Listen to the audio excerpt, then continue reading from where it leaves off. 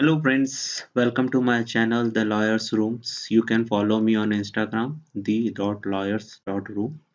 ये वीडियो मैंने आपको लीगल जानकारी देने के लिए बनाया है। होप आपको पसंद आएगा। अगर आपको पसंद आए तो प्लीज प्लीज प्लीज सपोर्ट कीजिएगा। Thank you so much. आज का हमारा टॉपिक है ऑफेंस। ऑफेंस का मतलब होता है अपराध। कोई भी कार्य या कोई भी चूक जो कानून में पनिशेबल है उसे हम ऑफेंस बोलते हैं। ये बहुत सारे टाइप के होते हैं, like bailable offence, non bailable offence या फिर cognizable offence, non cognizable offence. सबसे पहले हम बात करते हैं सेक्शन 2A ऑफ सीआरपीसी में जो दिया गया है वो है बेलेबल ऑफेंस। बेलेबल का मतलब होता है जमानती, जिसमें जमानत मिल सकती है। कैसे मिल सकती है वो अपन नीचे देखेंगे। सबसे पहले ये जो क्राइम होते हैं जो इसमें आते हैं, जो बेलेबल ऑफेंस में आते हैं, वो ज़्यादा सीरियस टाइप के नहीं होते हैं। इस और ये सब ऑफेंस किसमें डिस्क्राइब किए गए हैं, जो जिनमें बेल मिल सकती है इन एज अ बेलेबल ऑफेंस, वो फर्स्ट शेड्यूल में दिए गए हैं।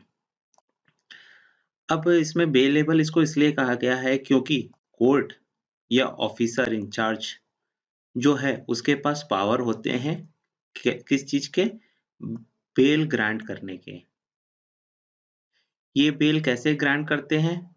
या तो किसी अपराधी से बेल बॉन्ड साइन करवा लेते हैं या फिर उनसे कोई श्योरिटी ले लेते हैं। अगर उस इनको लगता है कि श्योरिटी की जरूरत नहीं है तो बिना श्योरिटी के भी वो रिलीज कर सकते हैं ऑन बेल। अच्छा, तो अब कोर्ट जो है और ऑफिसर इंचार्ज है वो किस में बेल नहीं दे सकते? जो पनिशेबल, ऐसे ऑफेंस जो पनिशेबल हैं विथ डेथ और लाइफ इम्प्रिजनमेंट, उसमें वो बेल ऐसे नहीं दे सकते हैं।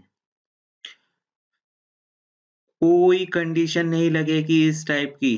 अगर पर्सन जो है वो 16 साल से कम का है, या तो कोई वुमेन है, या कोई सिक या इन्फर्म पर्सन है।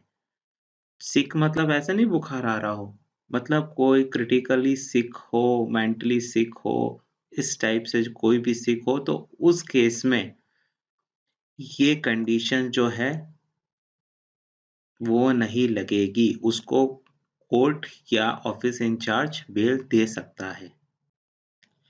अगर इन केस ऑफ ट्रायल, अगर एक्यूज्ड नॉट गिल्टी पाया जाता है तो वह रिलीज किया जा सकता है बेल पे, भले जो इंक्वायरी है वो पेंडिंग हो तो भी बेल कर सकते हैं। एक और बात कि इसमें जो भी बेल क्लेम करता है एक्यूज्ड, वो उसका राइट होता है। अब हम बात करते हैं नॉन बेलेबल ऑफेंस की, जो कि बोलते हैं हम गैर जमानती। ये सेक्शन 2N ऑफ सीआरपीसी में दिया गया है। जो भी ऑफेंस अदर देन बेलेबल होते हैं उन सबको नॉन बेलेबल ऑफेंस बोलते हैं। ये सीरियस काइंड ऑफ ऑफेंस होते हैं, जैसे कि रेप हो गया, मर्डर हो गया, जिसमें है ना प्रिविलेज की जो बेल की जो प्रिविलेज है वो सिर्फ कोर्ट ही ग्रांट कर सकता है। और person as a matter of right can not ask to be release. मतलब ये पूरा कोर्ट का डिस्क्रिशन होगा कि बेल दे सकते हैं या नहीं दे सकते हैं। एक्यूज ये नहीं बोल सकता है कि मेरा राइट है टू गेट बेल। और अगर हाँ, अगर आपको कोई बेल पे छोड़ता है और आप उस बेल को एग्जीक्यूट नहीं करते हैं तो फिर कोर्ट हो सकता है कि आपकी बेल कैंसिल भी कर दे। अब बात करते हैं हम कॉग्निजेबल ऑफेंस की। मतलब जो ऐसे अपराध जो संज्ञेय ली जाती है जिसकी, वो होते हैं सेक्शन 2C ऑफ सीआरपीसी में डिफाइंड है।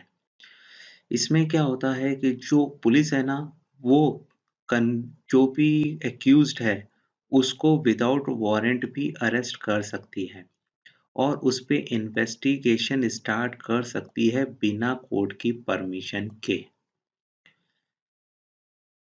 इसकी प्रोसीजर क्या होती है कि जब भी किसी कॉग्निजेबल ऑफेंस के बारे में पुलिस को इन्फॉर्म किया जाता है या पता चलता है तो वो एफआईआर रजिस्टर करती है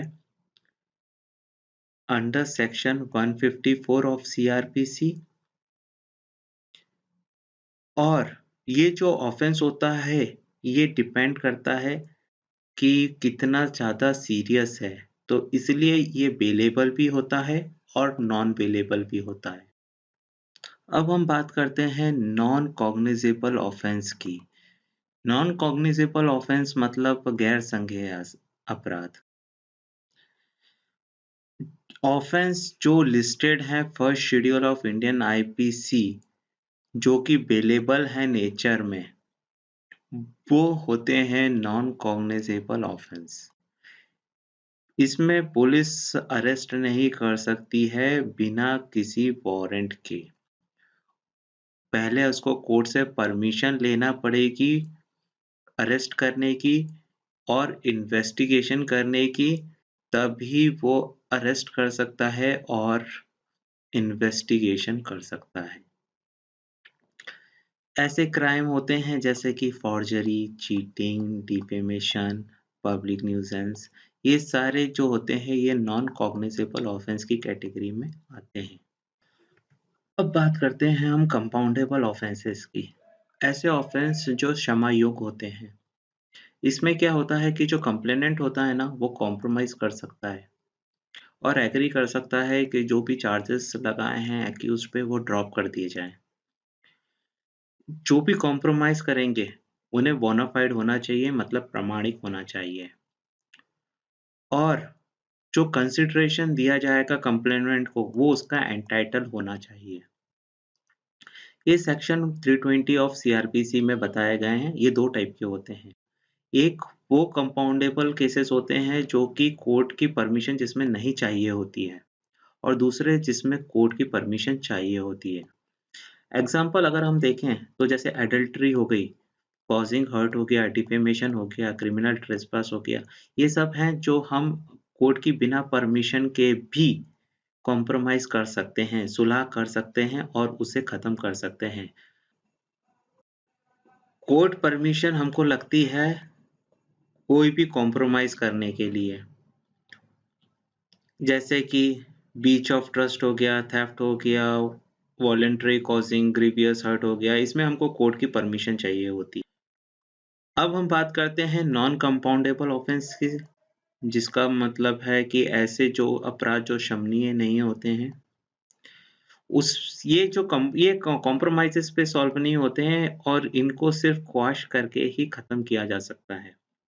ये थोड़े सीरियस होते हैं नेचर के ऑफेंस और जो भी सेक्शन 320 ऑफ सीआरपीसी में मेंशन्ड नहीं है, वो सारे नॉन कंपाउंडेबल ऑफेंसेस होते हैं।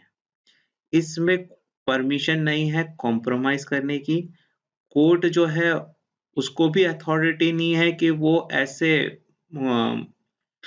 ऑफेंसेस को में कॉम्प्रोमाइज करवा सके। उसके लिए पूरा ट्रायल चलेगा। पर्सन जो है एक्यूज्ड है वो या तो एक्विटल होगा या कन्विक्ट होगा। जो भी एविडेंस दिए जाएंगे उसके हिसाब से तभी यह केस खत्म हो सकता है। Thank you friends for watching my video. अगर आपको ये वीडियो पसंद आया हो तो प्लीज़ लाइक कीजिएगा, शेयर करिएगा फ्रेंड्स के साथ और इस वीडियो को सेव कीजिएगा। And please please please subscribe करना मत भूलिएगा। आप मुझे इंस्टाग्राम पे भी फॉलो कर सकते हैं for updates. Thank you so much for giving your time. Have a nice time.